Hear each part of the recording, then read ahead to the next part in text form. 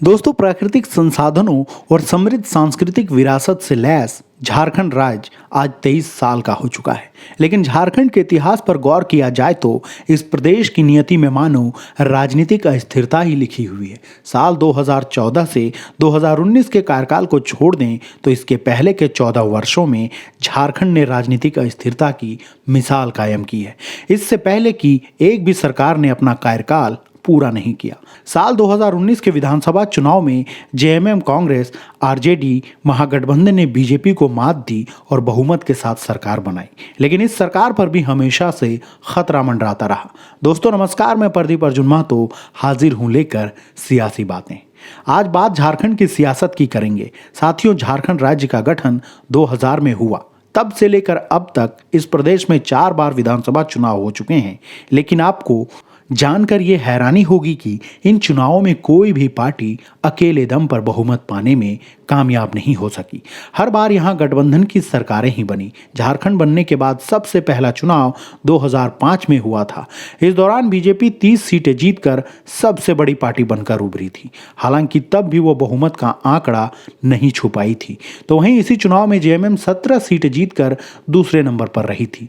राष्ट्रीय दल कांग्रेस मात्र 9 सीटों पर सिमट गई और जेडीयू के खाते में 6 और आरजेडी को 7 सीटों से संतोष करना पड़ा था। फिर जब 2009 में विधानसभा चुनाव हुए तब एक बड़ा उलटफेर हुआ। कांग्रेस ने बाबूलाल मरांडी की पार्टी जेवीएम के साथ मिलकर चुनाव लड़ा और सबसे बड़े गठबंधन के रूप में यह गुट उभरा। इस गठबंधन की झोली में 25 सीटें आई, जिनमें कांग्रेस को 14 और जेवीएम को 11 सीटें मिली। बीजेपी को जनता ने बड़ा झटका दिया और उसके विधायकों की संख्या महज 18 रह गई।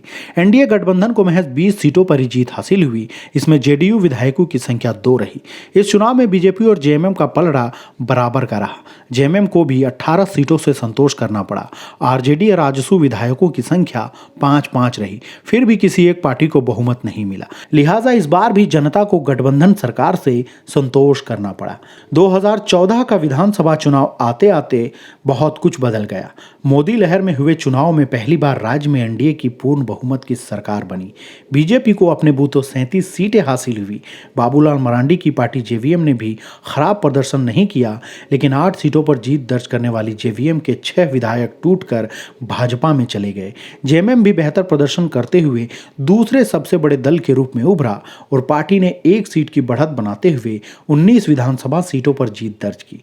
कांग्रेस 2009 की 14 सीटों के मुकाबले 2014 में महज 6 सीटों पर सिमट गई। हालांकि उपचुनाव में 2 सीटें जीतने के बाद उसके विधायकों की संख्या बढ़कर 8 हो गई। आजसू को 5 सीटें मिली थी। बीजेपी आजसू के साथ मिलकर राज्य में सरकार बनाने में कामयाब रही।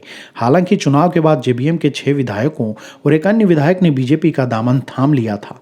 इसके बाद बीजेपी का आंकड़ा बहुमत के पार 44 पहुंच गया था। साल 2019 में केंद्र में फिर से मोदी सरकार आई तो सत्ताधारी दल बीजेपी ने इस प्रदेश में 65 पार का नारा दिया था, जो फेल हो गया। बीजेपी से मुकाबला करने के लिए महागठबंधन बना, जिसमें जेएमएम, कांग्रेस और आरजेडी शामिल थी।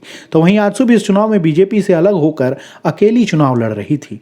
जेएमएम ने अब तक का सबसे बेहतर प्रदर्शन करते हुए 30 सीटें जीत ली। कांग्रेस के खाते में 16 और आरजेडी के खाते में 1 सीटें गई। बीजेपी को 25 सीटें और आजसू को 2 सीटों पर संतोष करना पड़ा।